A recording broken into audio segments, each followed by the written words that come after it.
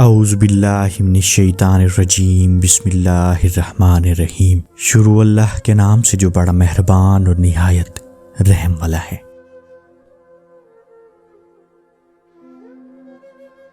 حضرت عالمگیر رحمت اللہ علیہ ایک رات آرام فرما رہے تھے کہ کسی فریادی نے شاہی محل میں لٹکی ہوئی زنجیر کو ہلایا۔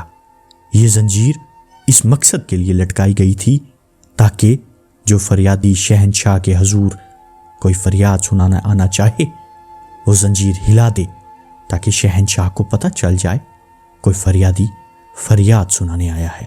زنجیر ہلی تو حضرت عالمگیر فوراً قلعے کے دروازے پر تشریف لے آئے اور حکم دیا فریادی کو حاضر کیا جائے۔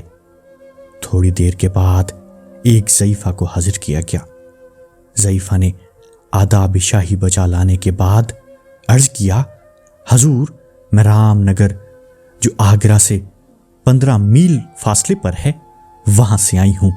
میری ایک جوان بیٹی ہے جس کی منگنی میری خوشی سے ایک رشتہ دار سے ہو چکی ہے۔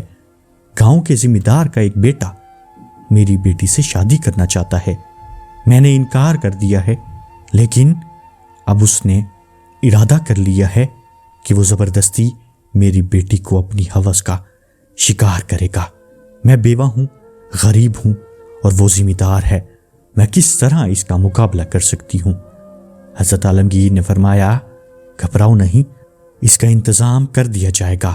ضعیفہ نے کہا، مجھے آج خبر ملی ہے کہ آج رات وہ اپنے دوستوں کی مدد سے زبردستی گھر سے نکال کر لے جائے گا۔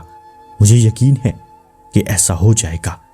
میں سنتے ہی ادھر بھاگی ہوں، ضعیف ہوں، اس کے باعث بمشکل اس وقت تک یہاں پہنچ سکی ہوں۔ آپ انتظام فرمائیں گی؟ مگر بے سود جو کچھ ہونے والا تھا ہو چکا ہوگا یا عنقریب ہو جائے گا۔ حضرت عالمگیر نے اس وقت حکم دیا تو گھوڑے حاضر کیے جائیں، اور پھر تھوڑی دیر کے بعد تیاری کر کے ضعیفہ سے کچھ باتیں کی۔ دریافت فرما کر حکم دیا اس ضعیفہ کو عزت و آسائش کے ساتھ محل خاص میں پہنچا دیا جائے، اور خود مسلح ہو کر اور وزیر اعظم کو مسلح کر کے اپنے ساتھ لیا اور گھوڑوں پر دوڑ پڑے۔ رام نگر کو روانہ ہو گئی۔ تھوڑی دیر کے بعد گاؤں کے قریب پہنچے ہی تھے، گنجان درختوں سے کچھ آدمیوں کے بولنے کی آواز سنائی دی۔ دونوں گھوڑوں سے اتر پڑے اور اسی طرف ہوئے اور قریب پہنچے تو اس قسم کی آوازیں سنائی دی۔ ایک آواز آئی، دیکھو لڑکی، کیوں جان گواتی ہو؟ اب بھی سمجھ جاؤ، میں کہتا ہوں میری بات مان لو۔ دوسری طرف سے آواز آئی، وہ آبرو کا صدقہ جان ہے، میرے نزدیک جان کی کوئی قیمت نہیں۔ دوبارہ سے وہی پہلی آواز آئی، میں جوان ہوں، ذمہ دار ہوں، صاحب دولت ہوں، خوبصورت ہوں، پھر انکار کی وجہ کیا ہے؟ اسی لڑکی کی دوسری آواز آئی، وجہ کچھ نہیں، میری مامتا نے آپ کا پیغام واپس کر دیا، میں اپنی مامتا کی امانت ہوں۔ پہلی آواز آئی، ہم تمہیں جان سے مار ڈالیں گے۔ دوسری آواز آئی، جیسے تمہاری مرضی۔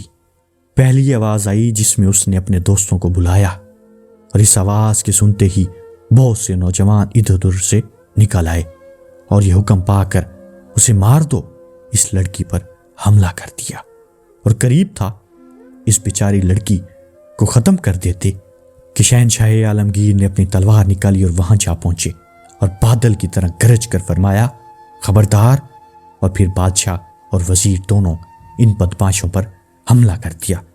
ذمہ دار کے گروہ نے شہنشاہ کو اس لڑکی کا ہونے والا منگیتر سمجھا اور دل کھول کر مقابلہ کیا۔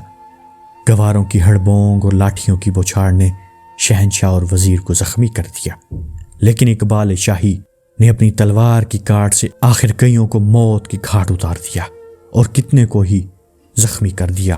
کسی کے پاؤں کٹ گئے اور کسی کا بازو کٹ گیا، اور کچھ لوگ بھاگ گئے۔ زخمیوں میں جو شہنشاہ نے اس لڑکی کو اس منظر کو دیکھ کر وہ لڑکی بے ہوش ہو چکی تھی، گھوڑے کی پیٹھ پر لادا اور پیچھے آپ بیٹھ کر واپسی روانہ ہو لیے۔ وزیر بھی زخموں سے نڈھال ہو چکا تھا، بادشاہ اسے بھی سنبھالے ہوئے آ رہے تھے۔ گھڑیال نے ابھی 2 ہی بجائے تھے کہ شہنشاہ آگرہ کی قلعہ میں داخل ہونے لگے اور لڑکی کو اس ماں کی سپرد کر دیا۔ اس وقت حکیموں اور جراحوں کو طلب کیا اور انہیں حکم دیا وزیر کی مرہم پٹی کی جائے، ہمیں مرہم پٹی کی ضرورت نہیں، زخم خود ہی ٹھیک ہو جائیں گے۔ مردان کاری ان باتوں کی پرواہ نہیں کیا کرتے۔ صبح اٹھ کر شہنشاہ نے کوتوال کو حکم دیا اور دوپہر تک رام نگر کے زخمی اور مفرور تمام آدمی، جن میں وہ ذمہ دار کا بیٹا بھی شامل تھا، حاضر کر دیے گئے۔ شہنشاہ نے حکم دیا کہ ہماری اور وزیر کی طرف سے کوئی استفارہ، کوئی سزا نہیں، ان کی ذات پر نہیں لیتے، ہم نے اپنا جرم معاف کر دیا۔ ہاں، اس مظلوم بڑھیا اور اس لڑکی پر جو ظلم ہوا اس کا حساب اور قانونی سزا دی جائے گی۔ ضعیفہ کو 500 شرفیاں عالمگیر رحمت اللہ علیہ نے خود شاہی خزانہ سے دلائیں، اور جب اس لڑکی کی شادی ہوئی تو شہنشاہ نے اس شادی میں بھی شرکت فرمائی۔ حضرت عالمگیر رحمت اللہ علیہ بڑے خدا ترس، عادل، غریبوں کے ہمدرد اور ان کے غموں کو غم سمجھنے والے شہنشاہ تھے، اور آپ بلا امتیاز مذہب و ملت مظلوموں کی حمایت فرمایا کرتے تھے، اور رعایا کی خیر خواہی، راحت کے لیے اپنی نیند تک قربان کر دیتے تھے، اور بڑے نوجوان اور بہادر مرد تھے۔ آپ کو یہ ویڈیو کیسی لگی؟